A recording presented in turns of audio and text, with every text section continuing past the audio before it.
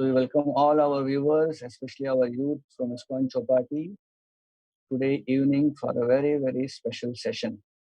We are celebrating our 174th Prerana festival, and we are very happy that this is the 18th year anniversary of our Prerana festival. We began our Prerana festival July 2002. Now we've completed almost 18 years, July 2020 now. And this time's Prerana is very special because we have a very, very special topic for all of you. The topic for today is back to the roots, back to the basics. And we have with us a very, very important and very prominent speaker with us. We are very blessed by his association. Let us welcome His Holiness Bhakti Rasamrita Swami Maharaj. Haribol, Haribol, Haribol. Maharaj needs no introduction. Maharaj is well known all over the world. He has touched so many devotees' life. We are honored, especially because he is actually from our temple. We should not call he is from our temple. Basically, he was a pioneer in our youth preaching. To our credit, whatever preaching we have here is because of Gauranga Prabhu, Radhesham Prabhu, all youth preaching has come from them, Paramans Prabhu, etc. And they all have come from Maharaj's preaching when he was preaching in IIT. And there's so many other devotees who got touched by Maharaj's special love and affection, especially the medical college students of JJ, Nair, KM, etc. So many devotees in Radha Gopinath temple came in touch with Krishna consciousness through the wonderful wisdom and sharing of Krishna consciousness of Maharaj. Currently, Maharaj is based in Belgaum, where he oversees the management of ISKCON Belgaum temple. And especially Maharaj is well known for his a special project which he is having in just very close to Belgaum, Vedic village called as Gokul Dham, which is a 450 acres of lush green forest. So Maharaj is going to speak on a very important topic, especially important at this time of today's pandemic age. So once again, let us welcome Maharaj to our Prerana festival and accepting our invitation by 3 times again loudly chanting, Hari Bol, Hari Bol, Hari Bol. Thank you, Maharaj, for joining us. Hare Krishna. Om Ajnanatimirandhasya Jnananjanashalakaya Chakshurunmilitam Yena Tasmai Shri Gurave Namaha Shri Chaitanya Manobhishtam Sthapitam Yena Bhutale Swayam Rupa Kadamahyam Dadati Svapadantikam Vandeham Shri Guru Shri Yutapadakamalam Shri Gurun Vaishnavamscha Shri Rupam Sagrajatam Sahagana Raghunathanvitam Tam Sajivam Sadvaitam Savadhutam Parijana Sahitam Krishna Chaitanya Devam Shri Radha Krishna Padan Sahagana Lalita Shri Vishakhanvitamscha Nama Om Vishnu Padaya Krishna Presthaya Bhutale Srimate Bhakti Vedanta Swamin Niti Namine Namaste Saraswate Deve Gauravani Pracharine Nirvishesha Shunyavadi Paschatya Deshatarine Vancha Kalpatarubhyascha Kripa Sindhubhya Evacha Patitanam Pavanebhyo Vaishnavebhyo Namo Namaha Jai Shri Krishna Chaitanya Prabhu Nityananda Shri Advaita Gadadhar Shivas Adi Gaura Bhakta Vrinda Hare Krishna Krishna Krishna Hare Hare Hare Rama Rama Rama Hare Hare. Hare Krishna. I'm sorry to interrupt Maharaj and all the audience. A small announcement, all those devotees in the audience who want to ask a question later to Maharaj can type the question on the Facebook Live and we will ask Maharaj after the class. Thank you so much. Hare Krishna. Hare Krishna. I am very happy to be with all of you on the Prerana festival, even though I cannot see all of you. But it is very special to be back again in Sri Radha Gopinath temple, which is where I spent many years of my devotional life, and I have the fondest memories of my stay in this beautiful temple. which, thanks to the dedication of so many devotees who are there now, has grown to such a wonderful degree now. And I'm also very happy to learn that this is the 18th year of the Prerana Festival for Youth, 174th session, a very, very remarkable achievement. So I want to also congratulate all the devotees who have been uh, reaching out to the youth and especially to college students through variety of programs. And I hope and pray that the Prerana Festival will continue for a long, long time to come. Today, the topic is back to the roots, back to the basics. I'm sure we have heard these two idioms before. Back to the roots, meaning back to the origin of something. Back to the basics indicates that we have drifted from the basics. We have got into something very complicated, something very complex.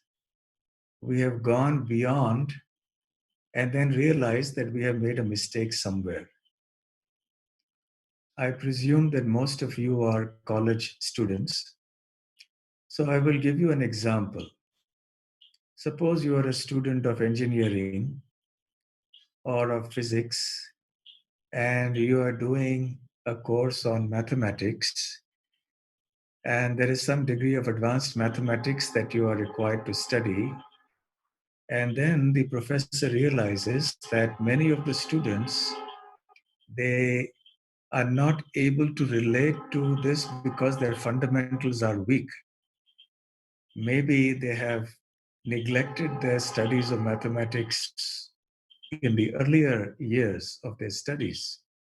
So he says, back to the basics. Let us now go back and study our fundamentals first before we go to this more advanced level. So, back to the basics really implies that we have not been doing something that is very basic and very fundamental, that we have deviated from this norm.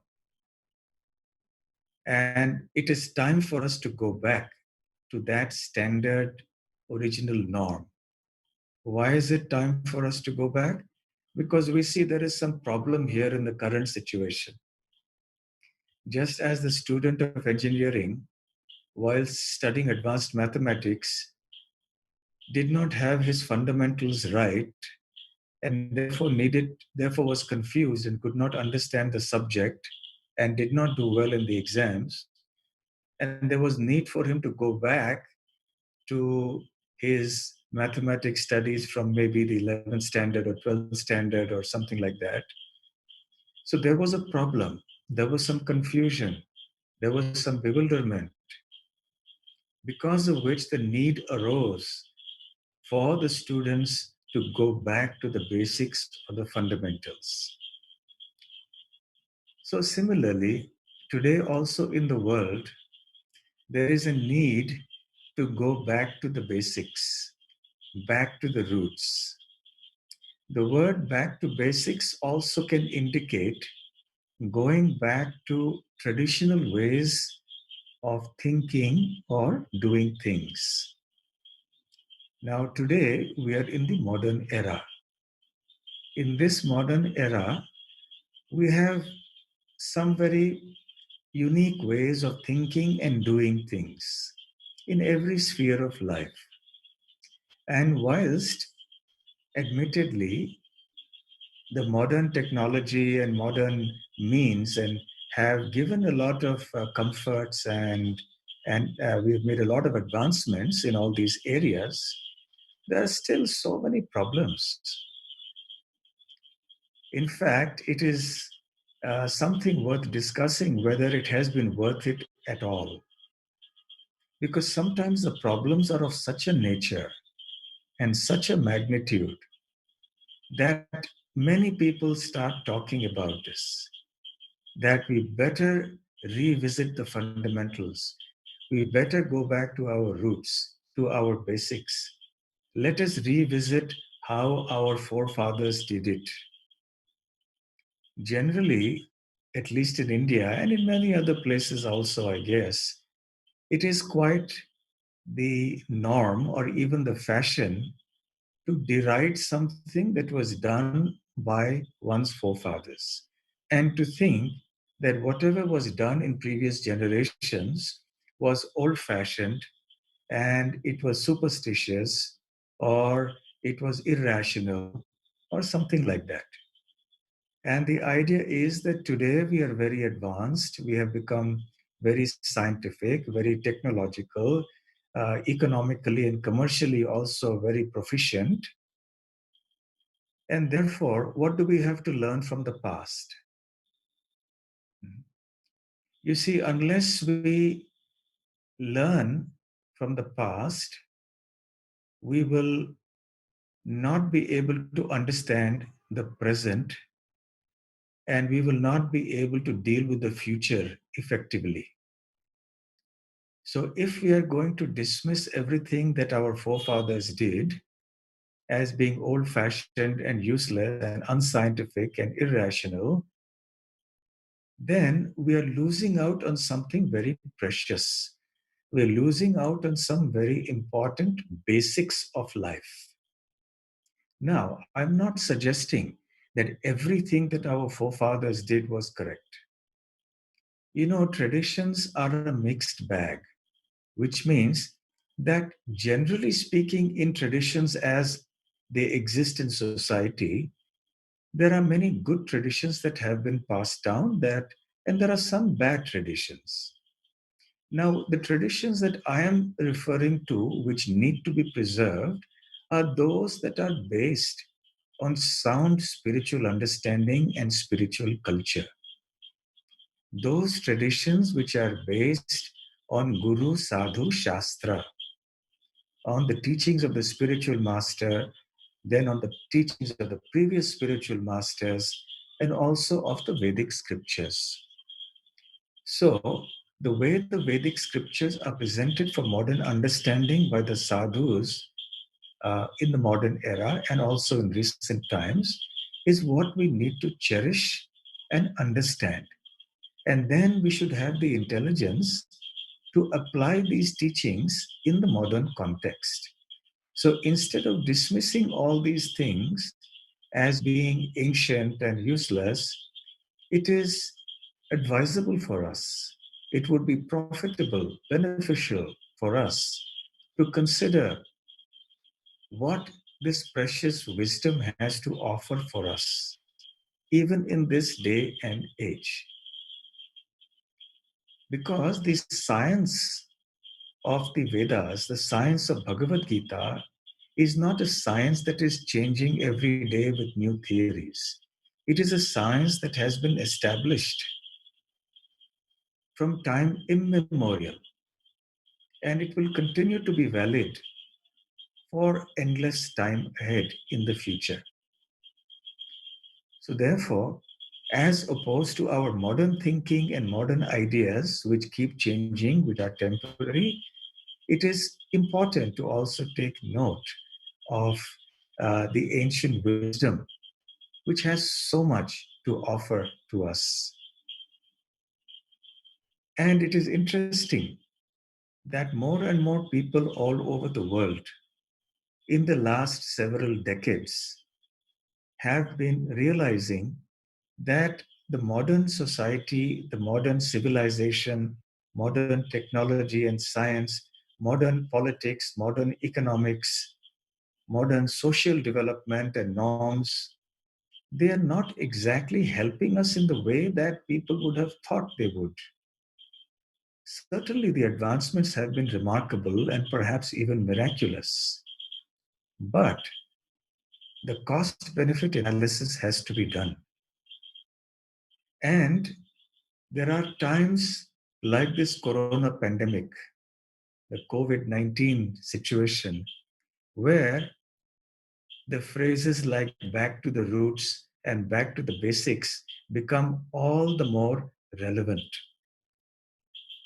Even before COVID 19 broke out, There were many movements in India as well as in other countries, which are called like Back to the Land movement, Back to Nature movement, organic farming movement, because people realized that modern practices were becoming extremely harmful and toxic.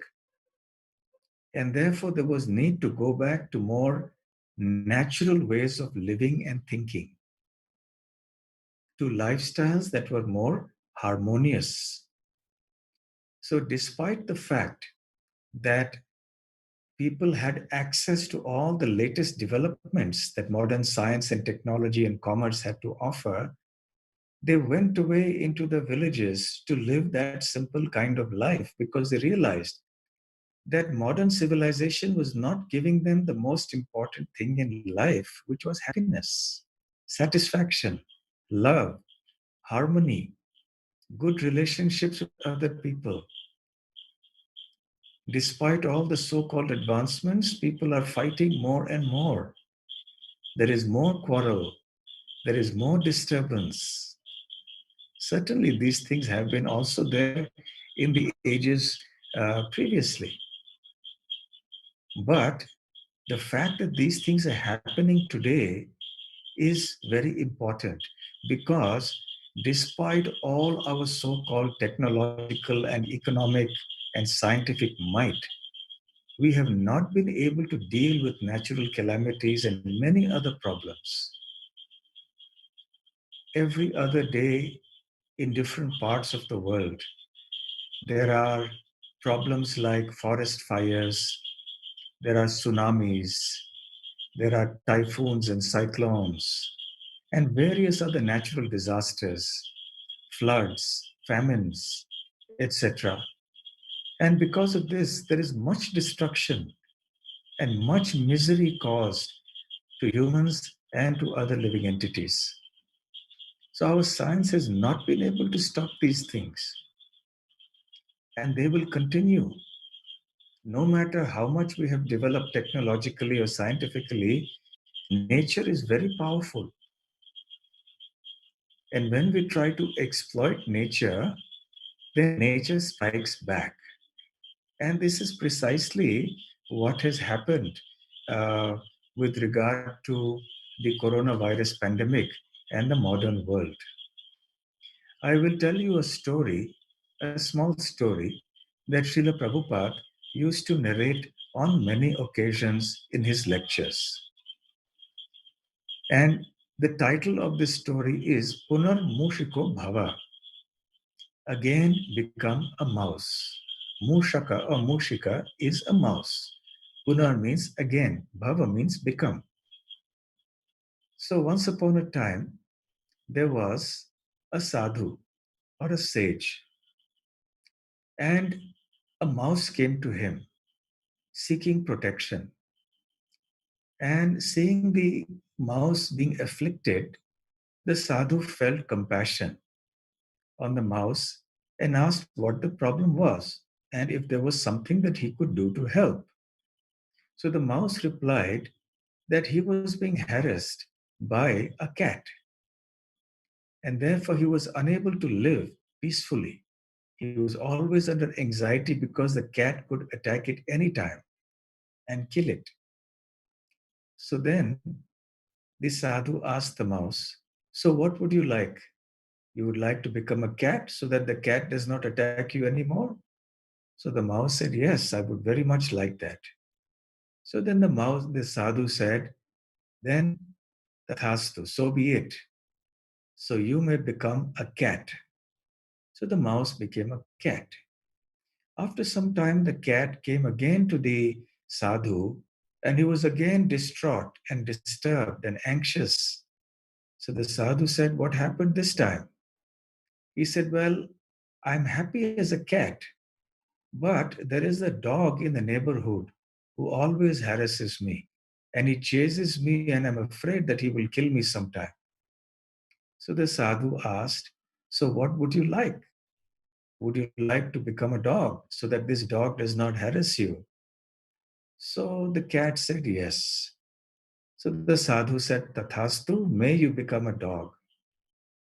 So the mouse who became the cat now became the dog. And after some time, the dog again came to the sadhu. So the sadhu replied, "Now what is the problem? You have got everything you desired." So the dog replied that I was going into the forest and this tiger attacked me. I fled for my life and somehow or the other I was able to save myself. So I'm very fearful about what this tiger may do to me tomorrow or day after tomorrow. So the sadhu asked, "So then what would you like? Would you like to become a tiger?" So the dog said, "Yes." So the sadhu said, "Tathastu, so be it. Become a tiger." So then the dog became a tiger. Upon becoming a tiger, the tiger started glaring at the sadhu with wide eyes and with some kind of an evil look on its face. And the sadhu understood what was in the mind of the tiger. So he asked the tiger, "Why are you looking at me in this way?" So the tiger said, "Now I will come and eat you." So the sadhu immediately said, "Okay, now, punar mushiko bhava. Now you become a mouse again." And the tiger again became a mouse. In this way, Srila Prabhupada told this story on numerous occasions to illustrate certain points. He was speaking about how human civilization has seen many great empires, many great kingdoms, many great kings and leaders. And one time he was speaking in America. So he mentioned that we can see that your country is now very mighty, economically very affluent, technologically and scientifically very advanced. You have so many nice educational facilities and so on. But you do not appreciate as a country that it is only by God's mercy, by Krishna's mercy, that you have become so affluent, powerful, and educated in material terms. So, if you do not recognize and appreciate the grace of God in your life, then all this will be destroyed. And eventually it will be like Punar Mushiko Bhava. You will have to go back to where you were before you started out. At other times, he mentioned how in America, on the dollar note, on any dollar note, there is a slogan which says, "In God we trust." So Prabhupada used to say that this slogan was there only for namesake, because actually it had no meaning as far as the practical life or the policies of the government and the people of America were concerned. So he spoke similarly about the British Empire. He said the British Empire also was very vast. At one time, it was spread all over the world. There used to be a saying that the sun never sets in the British Empire. So large was the kingdom. But because they did not also follow the laws of the Lord, they did not understand or accept the grace of Krishna. They misused their power. So then, all that might, all that power, all those kingdoms, those countries that they were ruling are no longer there with them.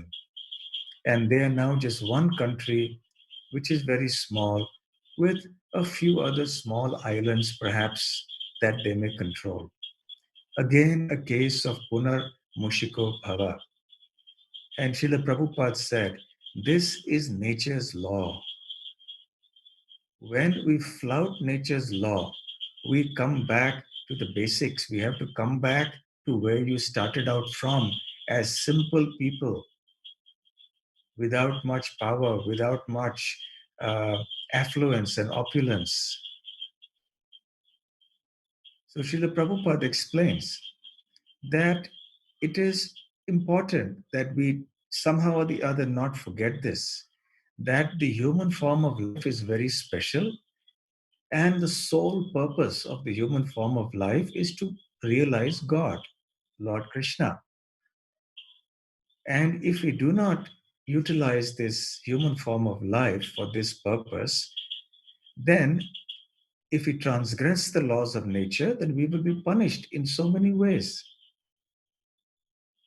So even though today we have so much technology, so much advancement in so many areas of material life, but because we are transgressing the laws of the Lord, because we have neglected to obey the laws of the Lord, we are not considering the grace or the mercy of the Lord as anything important in our life. So therefore, nature reacts in a vigorous way as this pandemic is. So this corona pandemic is just a reaction that is coming from nature, but it is actually coming as an expression of God's displeasure, because humanity is not following the laws of harmony of natural living. We have forgotten the basics of living life in this material world. We have gone far away from the fundamentals. We have become uprooted from the original purpose of our existence here. So there is a word in English that is called deracinate. To be deracinated means that one is uprooted culturally, spiritually, and especially in India, we have deep roots going back to many, many bygone ages in spiritual culture, in spiritual knowledge, in self realization. India is a very special land because it is a land of spirituality. It is a land of so many holy places, of so many well known deities and temples. And therefore, it is important that human beings, especially those who are born in Bharat Varsha, in the pious land of India, go back to their roots and retain their roots, their spiritual culture, and don't become deracinated. Don't forget the basics and fundamentals of life. And what are the basics and fundamentals of life? That we are here as human beings. We have got this rare human form of life simply to become spiritually perfect and become liberated from the cycle of birth and death, which is a cause of enormous suffering. And then once we get free from this cycle of birth and death, we will go to the spiritual world to live with Lord Krishna eternally in complete bliss and knowledge. This is the basic point of human existence. In fact, of the entire existence of this world. But the animals, the birds, the insects do not have that capacity, that intelligence, that ability to understand this. So they are not subject to the concept of sin, but they still have to suffer just as humans do. Because at some point in time, all these humans, these birds, the insects, they were also human beings in some previous birth. And because of many sinful activities performed in those human births, they are now suffering the reactions of that in so many of these lower births as animals, birds, insects, and so on. So, especially the human beings are meant to take this life of self realization very, very seriously. It is not so much meant for the animals. The animals will move by the arrangement of nature, by the laws of spiritual evolution from the lower species to the human stage of life. And once in the human stage of life, then naturally, if one does not take to this basic uh, norm that has been given by Lord Krishna to us, then we will have to go back to the lower species. So this is how also Srila Prabhupada explained that we have to go round and round. We are sent back because we refuse to uh, acknowledge what the basics are. We have forgotten our roots. We have become uprooted. So we go down to the lower species. We are sent back again eventually to the human form of life. We are given another chance to go back to our roots, to go back to the basics, the spiritual knowledge of simple living and high thinking. But then again, there is a problem. So, time and time again, Lord Krishna, very mercifully, very kindly, acting through his material nature, sends so many difficulties for all of us. In my childhood, I heard a story, and I'm sure you have also all heard this in your childhood. It was a very popular story, uh, and perhaps is today also in India. It is the story of the ant and the elephant. One time there was an elephant who was very mighty, and he would roam in the forests and trample over the trees, knock down the trees. Sometimes, because of his rampaging in the forests, um, even many animals would get crushed and they would get hurt. So, one time he trampled over a colony of ants as well. So, one of the ants decided to teach the elephant a lesson. At an opportune time, the ant crawled onto the body of the elephant and wriggled into its ear. Having gone deep into the ear of the elephant, the ant started biting him very severely. And the elephant was struck with pain and was writhing in great agony, but could not do anything to get rid of that ant. So he jumped and he did so many things, but the ant remained there and started biting everywhere. Finally, the elephant learned his lesson and became humble. And the ant came out and uh, told the elephant that please do not be so proud anymore. Do not cause pain to other living entities and to your environment. You live peacefully. God has provided your food just like He has provided food for me, the ant. So please live your life peacefully in harmony with everybody else. And the elephant learned his lesson and he lived nicely after that. So, similarly, just like the tiny ant has brought the elephant to its knees, similarly, this tiny virus, so tiny that we can hardly see, has brought the whole world to its knees, so to speak. And today, all our technology, our military might, our science, our economic development, none of these has been able to solve this problem, to tackle this coronavirus problem. We are struggling and struggling, trying to develop a vaccine. Perhaps someday the vaccine will come. But even if it comes, we don't know how effective it will be, whether the virus will change its strain and some other mutated form will emerge, which will become immune to that new vaccine that is being made. And even if this particular vaccine works for all strains of the virus, tomorrow some new virus will come, some new bacteria will come, some new problems will come up in this world. The problem arises when humanity tries to exploit and control nature. That is when there are severe reactions.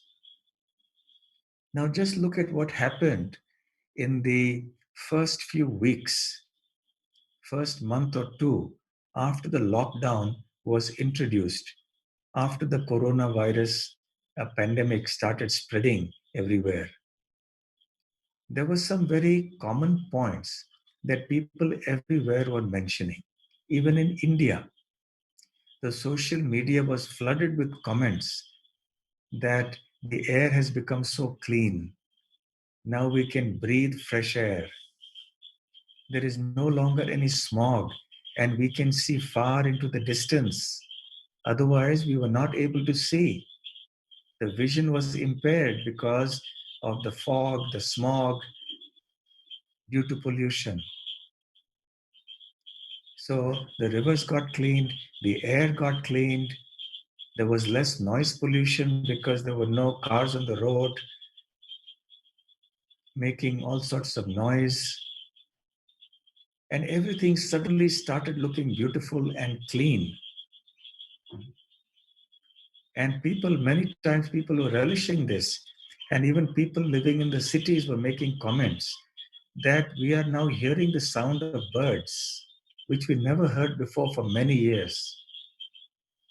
Even in cities like Bombay, Delhi, they saw peacocks coming into the major highways and the streets, the formerly busy streets of the city. And people were marveling at this display of nature's opulence and beauty. That is because we had stopped doing harmful things, which we were earlier doing in the name of advancement and progress and sophistication. Now, nature forced us to stop doing those activities, and because of that, everything suddenly, in just a few weeks, became very beautiful, very fresh, very healthy, a source of great happiness. It was as if nature had pressed the reset button. It doesn't take nature very long to reset itself, but we have to let nature be as she is and do the healing herself internally. But in the name of progress and development, we don't allow nature to do that. We are constantly polluting the land, the oceans, the rivers, the air, polluting everything around us, including our minds. So, therefore, time to time, you have these little viruses or little bacteria or some parasites coming to remind humanity you have gone far away from your roots. You have gone far away from the basics of how you're supposed to live life in this world. So, pandemics like the corona pandemic or natural disasters of other kinds are meant to remind us to go back to the basics, back to the roots. Simple living, high thinking. Natural gifts are something that nature has given all of us, but we have spoilt it. You have all heard of the Pandavas and their mother, Queen Kunti. Queen Kunti also, like her 5 sons and her daughter in law, was a great devotee of Lord Krishna. So in the Srimad Bhagavatam, she makes some very wonderful prayers to Lord Krishna. And this is in the 8th chapter of the first canto of the Srimad Bhagavatam. She says, Ke vayam nama rupabhyam yadhubihi saha pandavaha bhavato darshanam yarhi rishikanam iveshituhu. She said, Ke vayam nama rupabhyam. Who are we, my dear Krishna? What are we? What is our name and our form and our fame without you? We are nothing without you. Whatever name, whatever fame, whatever achievements we have is all because you are our friend, because you have been merciful to us. So our existence, which means her own existence and the existence of her family, including her sons, is all due to you only, O dear Krishna. So, a very important point.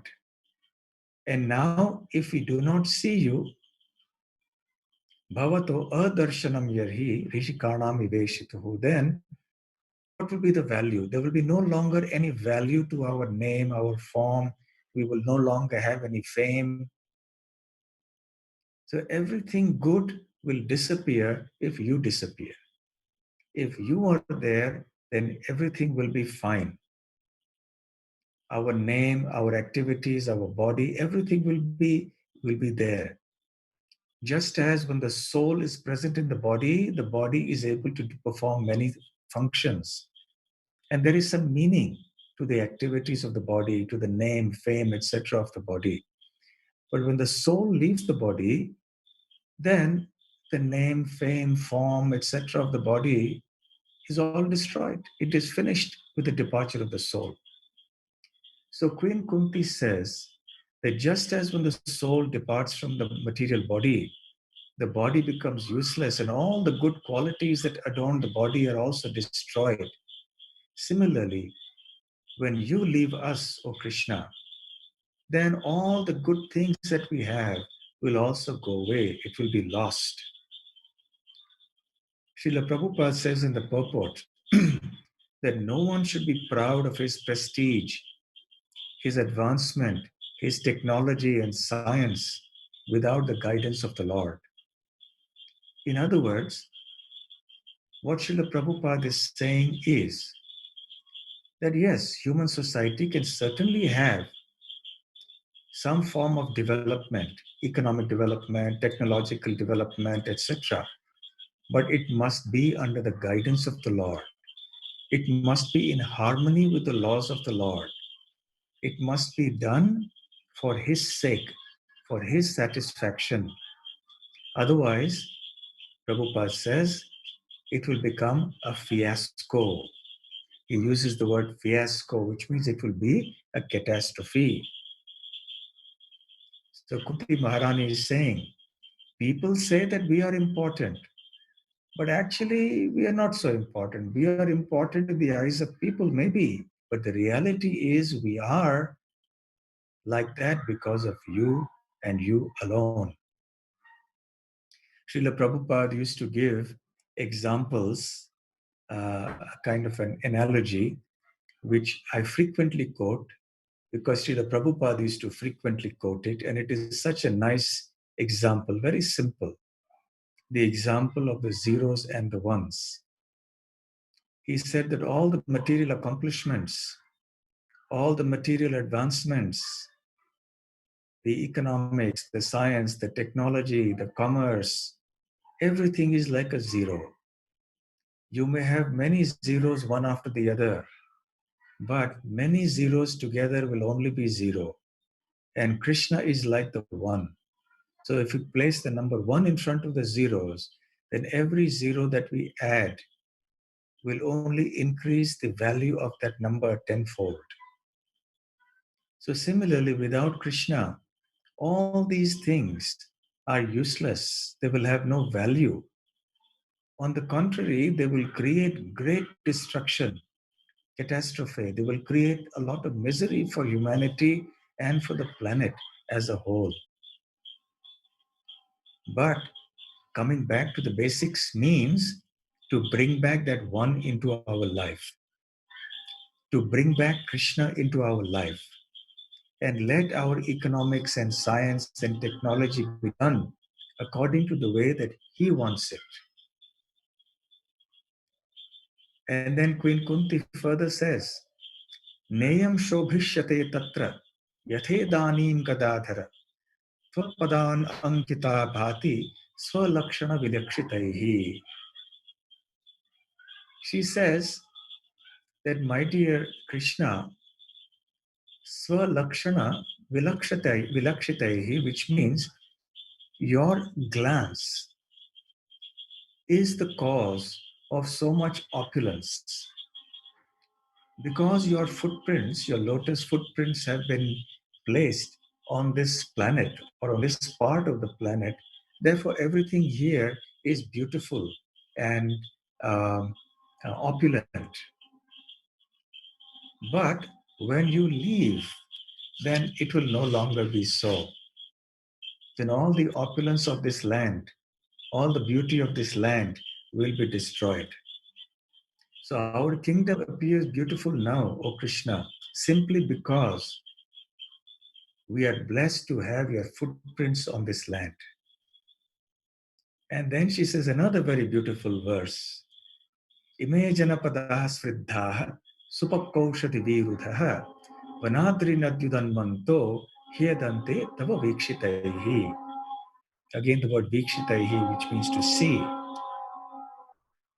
She says, all this is flourishing, edhante, tava vikshitaihi, because of your glance. The same point that she said in the earlier verse, she's repeating now. And she's saying that Janapadaha, all these district places, all these trees, all the plants, the vegetation, the rivers, the mountains, the forests, the cities, the villages, everything is flourishing. It is looking beautiful, it is looking opulent, simply because of your glance. Tava vikshitaihi. And if your glance is not there, then all this opulence and beauty will go away.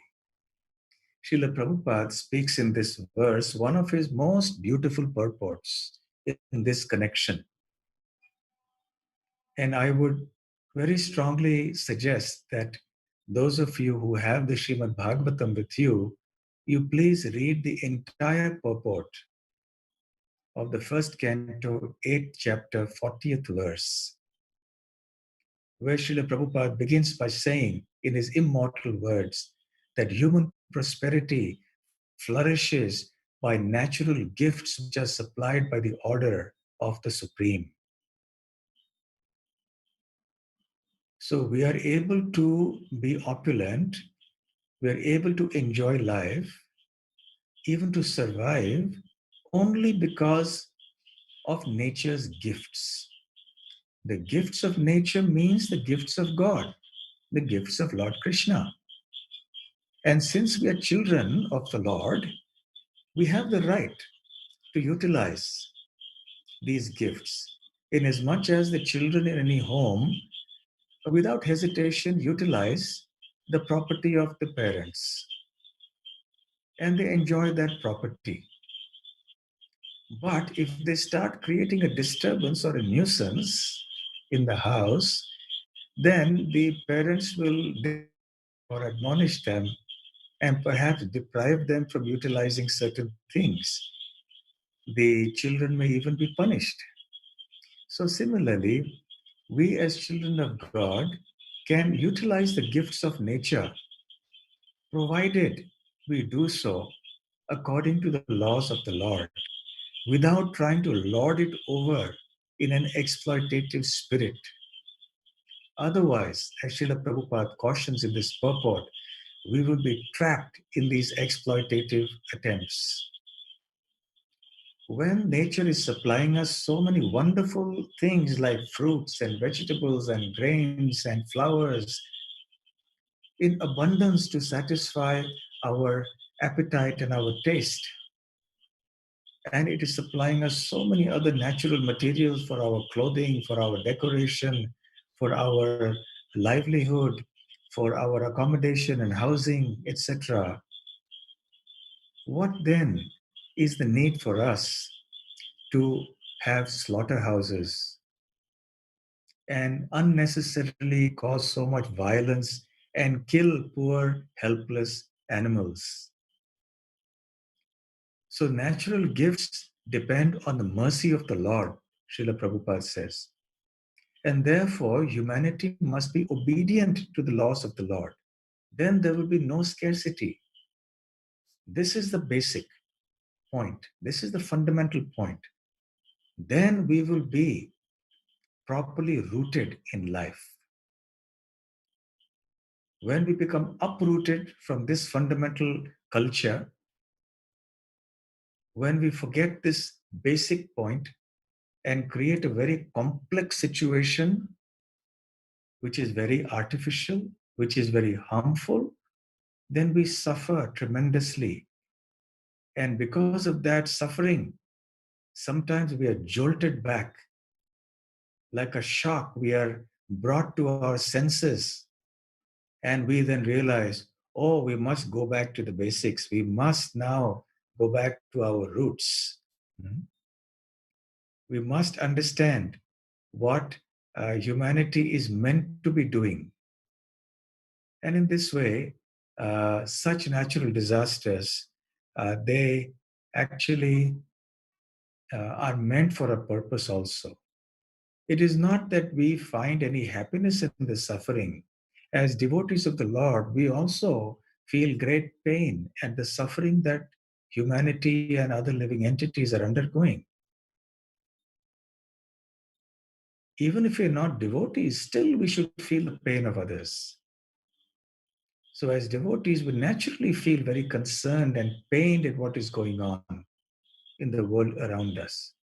But here is the solution, going back to the basics, living life simply, not living not simply living, but living simply. Simply living means that we are living just like any other species are living, because they don't have a goal, they don't have a purpose of life. So instead of simply living, we should live simply, which means that we don't have to clutter our life with, to use Prabhupada's words, unnecessary necessities, unnecessary comforts in the name of advancement and progress. And when we live a simple life, then it is possible for us to have high thinking. High thinking means spiritual thinking, devotional thinking.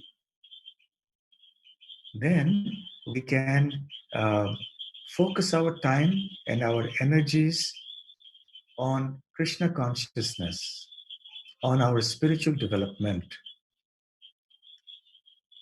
And there will be no scarcity. See, the Prabhupada emphasizes this point again and again, that scarcity or, or natural disasters and such things are simply an unnatural phenomenon that happen because humanity lives unnaturally. Humanity is separated from its roots. So once we understand these teachings of the Srimad Bhagavatam, particularly the prayers of uh, Kunti Maharani, then it will help us to get back to the roots, to our roots, and get back to our basics. So our basic spiritual practices of chanting the holy names, the Hare Krishna mantra, of hearing the Bhagavad Gita, the Srimad Bhagavatam, cultivating spiritual knowledge, associating with devotees, side by side with living a simple life, a life of simplicity means that we are not greedy, we don't unnecessarily accumulate more and more goods. We are satisfied with as few belongings as are really required to keep body and soul healthy, happy, and strong in the service of Lord Krishna. Then human society will be extremely happy and stable. So, this is the purport of the title of today's talk, Back to the Roots, Back to Basics. Otherwise, we are time and time again reminded through a variety of means that we have deviated from the path. So, I will stop here. And if there are any questions, then I can try to address.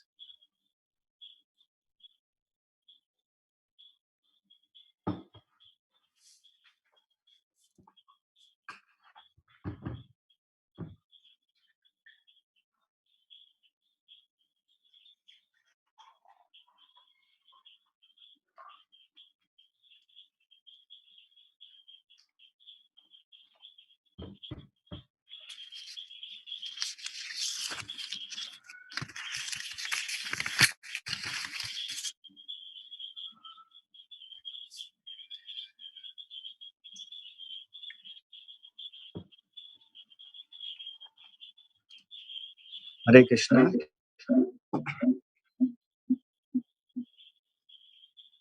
Hare Krishna. Yes, Maharaj, 1 minute. We have some questions from Maharaj here.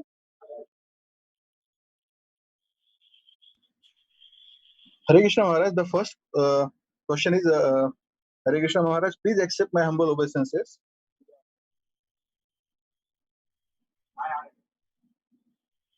Thanks for your wonderful lecture. To stick to basics of spiritual principles and values is easy when we are surrounded by encouraging people who try to help us in tough situations. So my question is, how can we remain stick to such spiritual values, good habits, and practices when we are especially alone, and how we can increase our willpower to help oneself and help others?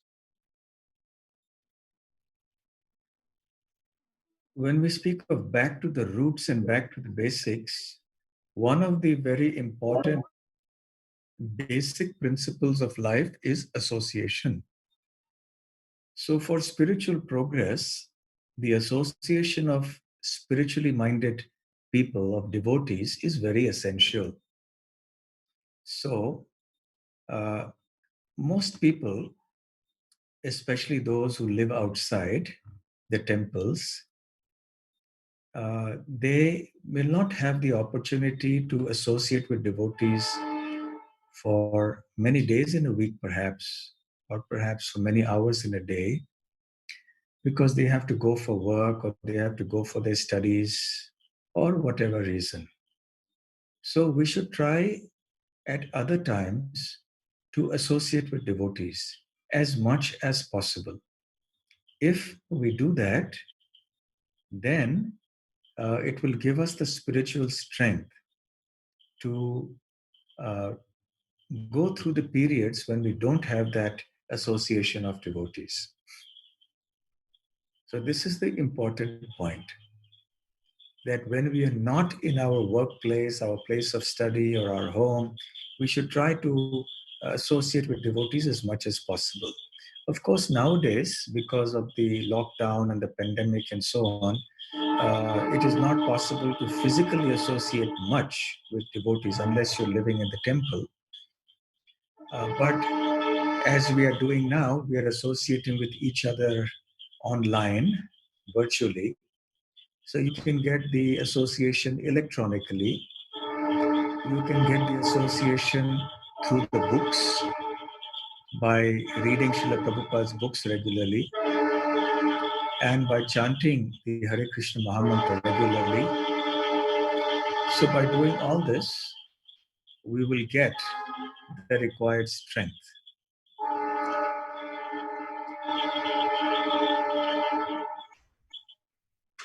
Thank you, Maharaj. It was wonderful answer. Basically, another question is, like in our life, like day-to-day basis, point, there are like decisions we have to take. So sometimes there is clarity, sometimes it's not. So like how to have clarity in our life, basically, especially decision making. And How to have clarity in our life with respect to taking decision. Clarity yes, comes Maharaj. from Krishna consciousness. The more Krishna conscious we are, the more there will be clarity. Number one. And number two, it is always helpful to discuss with devotees, especially senior devotees, in situations where we are unsure of what to do. And especially if the decisions to be taken are very important, then all the more reason for some form of consultation. That consultation will also help to bring some clarity.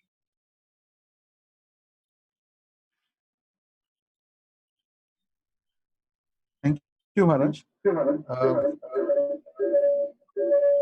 So the next question comes like, uh, if you want to share some principle of excellence, like devotees want to know like how we can excel in our life, basically. And another question was, like developing a willpower in life? There are two different questions. How to excel in life? The question is, excel in what? And excel for what purpose? If we are clear about the basics, that the ultimate goal of our life is to excel in Krishna consciousness by developing pure devotion to the Supreme Lord,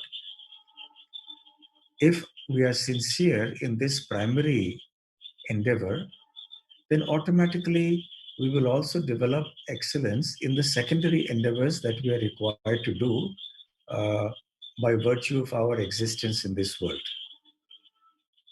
Whether it is for the sake of our livelihood or studies, or even if it is for the sake of spreading the message of Krishna consciousness everywhere. So excellence depends primarily on becoming Krishna conscious and then working at developing the skills that may be required in one situation. So that will require some practice and hard work also. If I'm a devotee, uh, it does not automatically follow that I will be good in a particular task. Let's say, you know, uh, doing all this Facebook and whatever other things for, setting up all these programs on the online platforms. But if that is my service, then I must learn it properly, how to do it, how to arrange all these things. So our sincerity in Krishna consciousness plus our specific effort to learn that particular uh, field in which we are required to excel for the sake of pleasing Krishna. So both are required.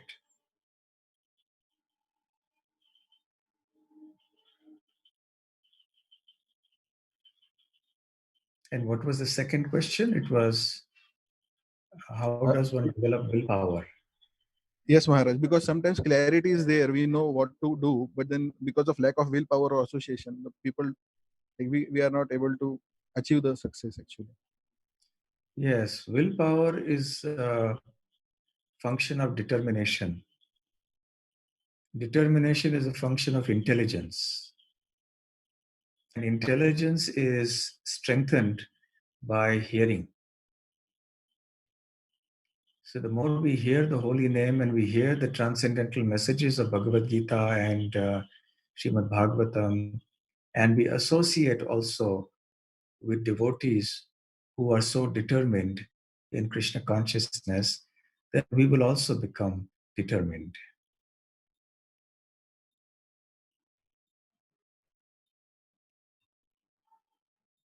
Hare Krishna Maharaj. This one nice question just come from a devotee here.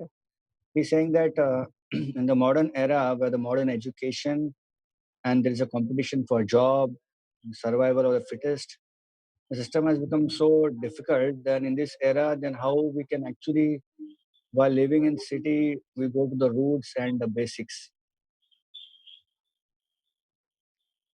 Yes, it is difficult to have a life of simple living and high thinking whilst living in a big, bustling city. Uh, well, you can do the best you can in your situation if that is the only choice for you. Srila Prabhupada very much wanted self-sufficient farm communities um, to be set up, and there are opportunities, but at this point in time, there is not enough for everybody to go and live there, and nor does everyone have that desire to go there and live there because um, they are accustomed to a certain life in the city and they find themselves unable to give it up when they have to go to live in such a place. In any case, uh, the rural areas are much better for simple living and high thinking than the uh, urban areas because the rural areas are in the mode of goodness, at least in principle, whereas the urban areas are in the mode of passion and ignorance generally.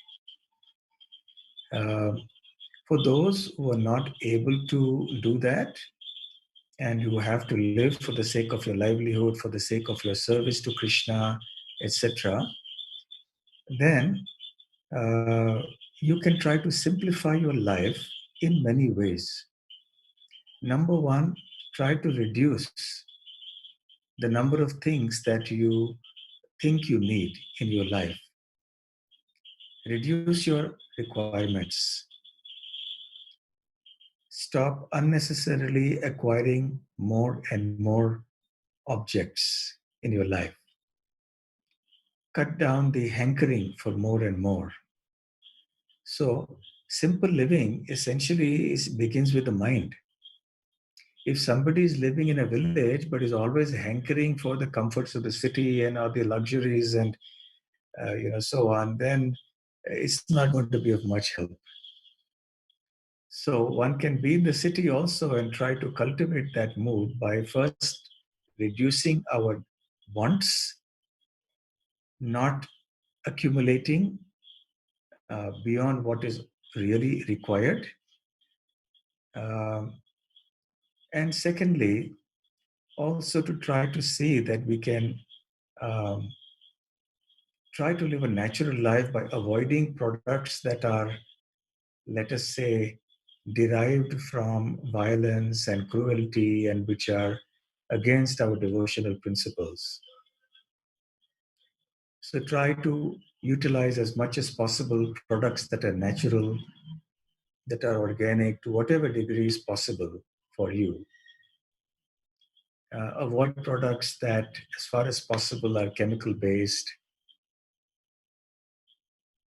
Although, whilst living in the city, we cannot avoid products of modern technology all of a sudden. Even devotees living in our farm projects, they utilize telephones and such things because they have to interact with the outside world. Um, but minimize it to the extent that is possible for you. And visit such places, keep in touch with places that exhibit simple living, high thinking, and get some inspiration from that. And try to see what else you can do in your situation.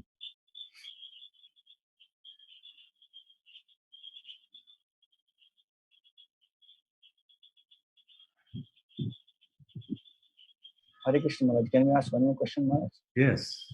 Thank you, Maharaj. So this question has come from a devotee. He is saying that, Maharaj, this currently the pandemic is going on, and everyone is saying that the world is getting reset, material nature is exploited. And this devotee is asking a question that, Maharaj, generally non-devotees, they are very much keen in exploiting material nature and resources. On the other hand, the devotees, they follow a very simple lifestyle of Krishna consciousness as given by Srila Prabhupada. Then why is it that this pandemic is also equally affecting non-devotees but also devotees? So how do you understand this?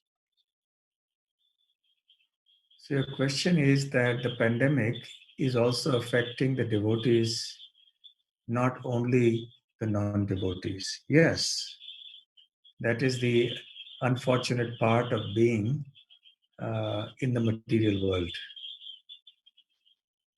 And the virus will not discriminate that here is a devotee or he's not a devotee. The laws of material nature are such that if we are in its path, it will act on us. That is the nature of material existence. So, episodes like this should strengthen our resolve to not continue our material existence any longer. Let this be the last life. That should be our endeavor. And we can also try to spread this message so that we help other people make it their last life also, as far as possible. So we don't have to face such situations, and we find a permanent solution to these problems.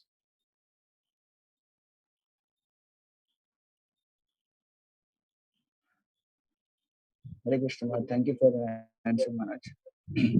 So one question which has come just now is how to deal with our mind especially now that we are under lockdown. Many negative thoughts are coming out future, and the career is still at stake. We do not know what will happen. So even though we are chanting and we are practicing Krishna consciousness, in spite of that, there is a question mark about our future career, our families, our parents. So how to remain steady even though there is a lot of chaos in the society now? There is only one way to counteract negative thoughts, and that is by positive thoughts. It's very simple. So we have to nurture and strengthen the positive thoughts. So, because we are devotees, we're chanting Hare Krishna, hearing and reading Bhagavad Gita, Srimad Bhagavatam. So, perhaps we should intensify that so that we become stronger in our positive thinking.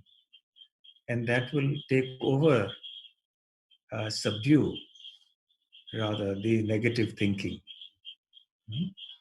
So, a devotee should be enthusiastic, positive, optimistic, at the same time, careful. Because we are devotees, we should not be careless. But at the same time, we should have faith that ultimately, if we remain strongly in Krishna consciousness, then our life will become successful, regardless of whatever circumstances are there in the material world.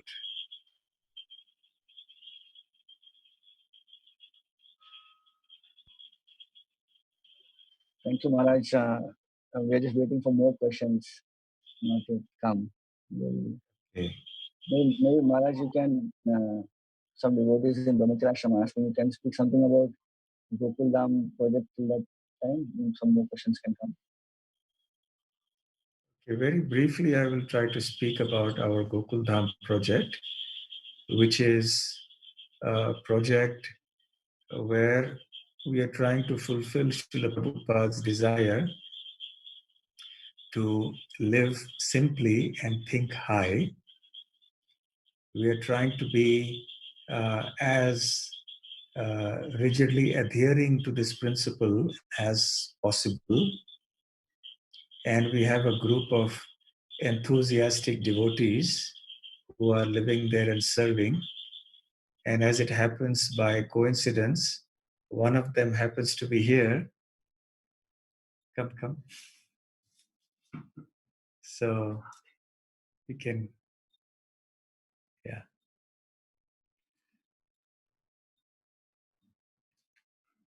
So he's Anjananandan Prabhu.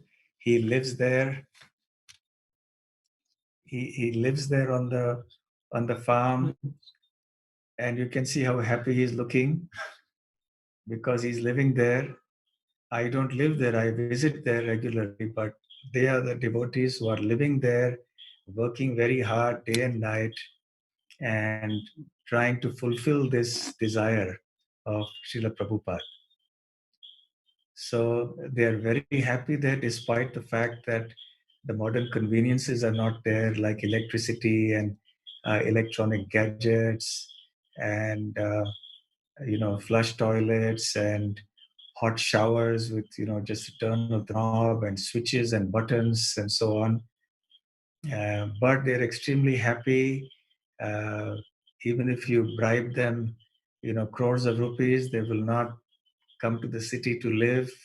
They want to be there happy. He is here for some medical purpose right now, so he will be going back shortly. So you want to say anything about Gokul Dham and how you find life in living in such a condition? I love Gokul Dham very much, and I'd love to live there till the end of my life, basically. Why? And serve Maharaj. Why do you want to waste your life in such a setup? You can be outside and you can do so many things, live in the city, and there's so many television programs. Why do you want to spoil your life like this? Because I love that place, basically. And what do you see there that is different from what is here in the cities?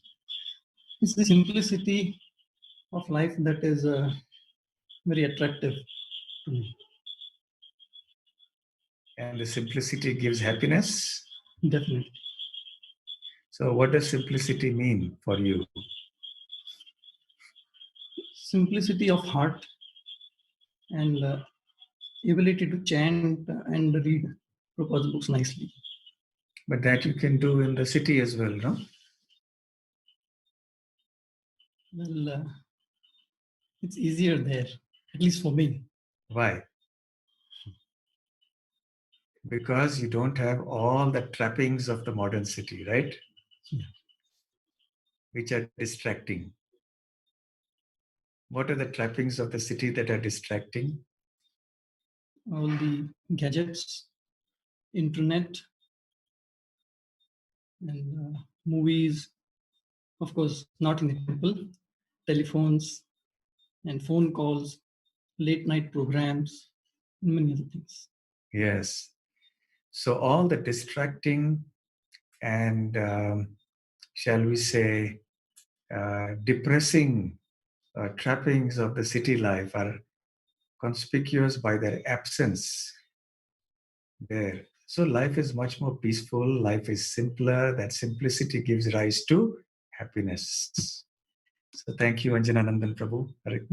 Hare Krishna. So the Thank you, devotees Maharaj. grow, Yeah.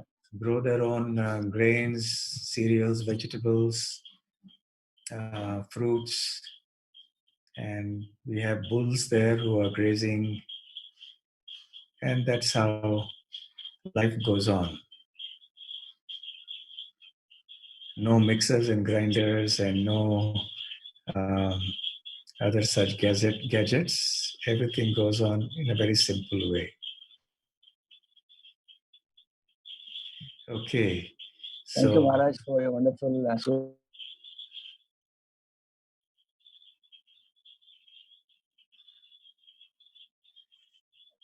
Sorry, Maharaj, got muted.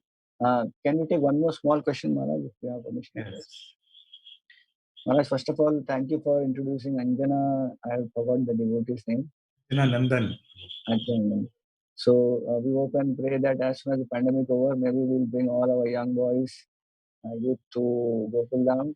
And provided if you are there, then it will be very great to have you also and speak more on this lively things, showing us something, and then we can be getting more understanding and realization of this project. So I'm not able to hear any Haribols there, but wherever they are sitting, they are definitely saying Haribol. We can have IOS Yatra to Belgaum, Gokul Dham project.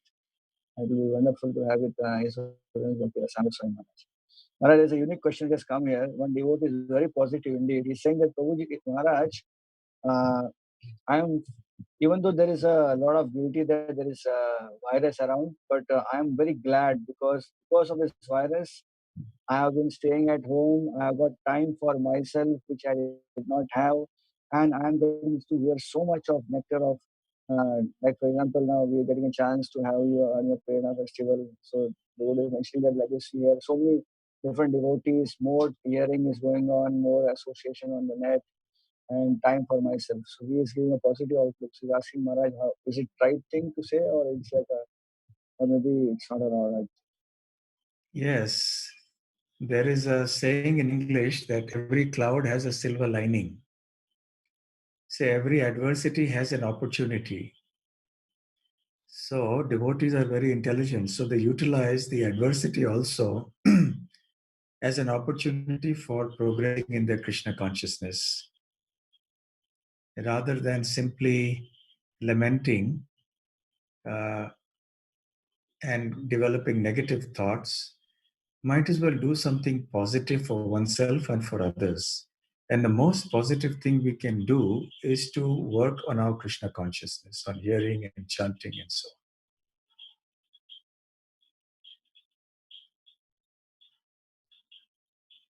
So, yes, I agree with you. There are also some plus points. And all devotees have experienced this. So, thank you all very much. Thank you, Maharaj, for your wonderful association. We're very glad that you gave your time to us. You're very busy in your schedules even now, even though you are locked down also. But so many devotees all over the world are aspiring to have your association. You choose to come for a small program of Prerana Festival. And we hope and pray that in future we can have you actually sitting with us in the Vyasa here and giving us a talk on such relevant topics. And let us thank His Holiness Bhakti Rasamrita Maharaj for giving his time and energy and giving his wonderful association on the internet by loudly chanting 3 times. Hari Bol, Hari Bol, Hari Bol. His Holiness Bhakti Rasamrita Maharaj ki jai, Shri Prabhupada ki jai. Krishna Radha Gopinath ki jai, Prabhupada ki jai.